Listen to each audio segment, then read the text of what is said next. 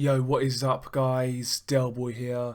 So David Price outboxes and forces Dave Allen to quit on his stool at the end of the 10th round.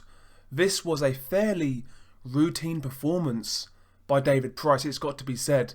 He did a good job of imposing his strength and physical attributes. He did a good job of neutralising David Allen in the clinch, and also for large periods of his fight he did a good job of making the most of his height and reach advantage. Like I said earlier, it was fairly routine for David Price. There really wasn't even any scares along the way.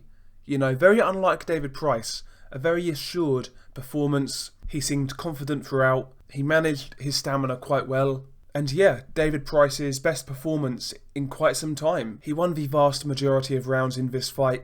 Like I said, keeping it at range, popping that jab and trying to time Dave Allen with the right hand.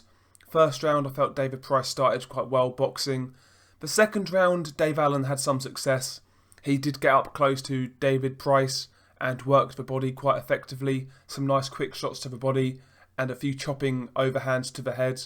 Round 2 was fairly close and competitive, but after round 2 I felt Dave Allen's success was kind of few and far in between. He had a few moments here and there, but nothing, that he really built on, nothing he really gained confidence from, and ultimately it was David Price who was outboxing the smaller man, Dave Allen. Like I said, nice jab, a jab with a bit more authority from David Price. In the past, we've been used to seeing David Price kind of paw with the jab and not really ram it out there, but in this fight, he was catching David Allen with a really hard jab, and it was busting the face of Dave Allen up. Also, as the fight went on, David Price actually got more confident and he showed better variety in his work. He was actually digging to the body with a left hook. He was throwing 2 to 3 punch combinations.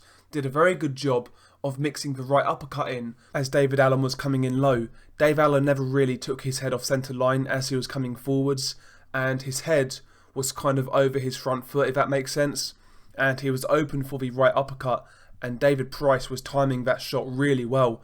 Picked some really nice shots as this fight went on, David Price. Like I said, he showed some good variety in there offensively, and he was countering effectively. Even defensively, I felt David Price showed some improvements here. First and foremost, he was using his height and reach as his primary source of defence, keeping Allen at arm's length. But also, when Allen did get close, and when he started throwing those overhands, Price was doing a very good job of blocking the shots just with his gloves, but also he would roll with shots and he would deflect them onto his shoulder, almost like a shoulder roll, believe it or not, from David Price. And yeah, he did a good job of looking after himself in there.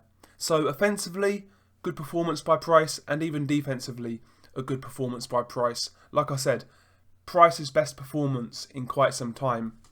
Now, I know it's only Dave Allen, but at the end of the day, a lot of people, well, most people were picking Dave Allen to win, including myself.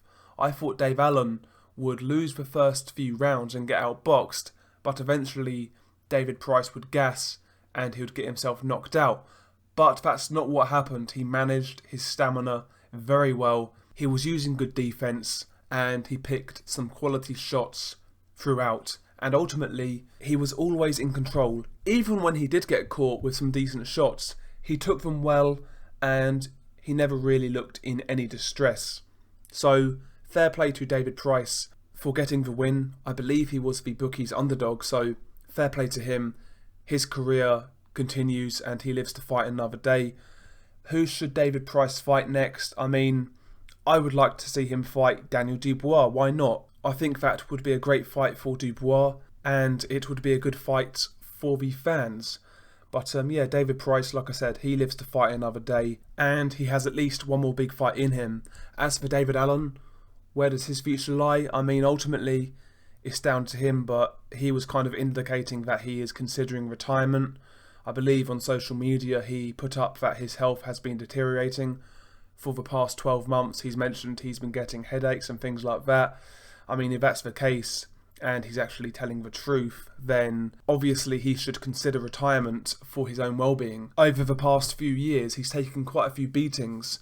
You know, the Tony Yoka fight in particular was a hell of a beating. 10 rounds of pure punishment. This fight against David Price shipped a lot of punishment, took a lot of big right uppercuts and right hands. The Dillian Whyte fight, one-sided, beating.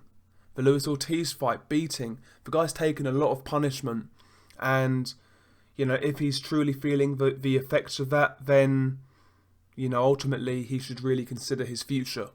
He should.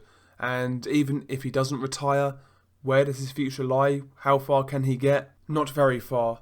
Maybe he could sneak one more big domestic fight, but, you know, other than that, I really don't see the future career path for David Allen unless he wants to become like a high-level journeyman type of thing. But yeah, Dave Allen, I mean, he lost this fight badly. He lost pretty much every round. He was outboxed, he was beaten up, and he was forced to retire on his stool. And that's one thing Dave Allen always said, that, you know, going into this fight he had more heart than David Price. If it got tough, he would stick with it, and David Price would fold. But, you know, the opposite happened. David Price put it on Dave Allen, and basically Dave Allen folded. You know, a lot of people now are making Dave Allen eat his words for what he said in the build-up to this fight, and also in regards to Joshua's defeat to Ruiz. And, you know, when you say certain things, you've got to live by them, I guess. You know, live by the sword, you die by the sword. And that's social media, that's life. It is what it is. But, yeah, good performance by David Price. I'm actually really pleased for him. I was rooting for him to win this fight, and when I found out he won, I was made up. I really was made up for him. So, fair play to David Price. He deserved the win. He was the better man. Congrats to him. Share your thoughts below. What did you make of this fight? Peace.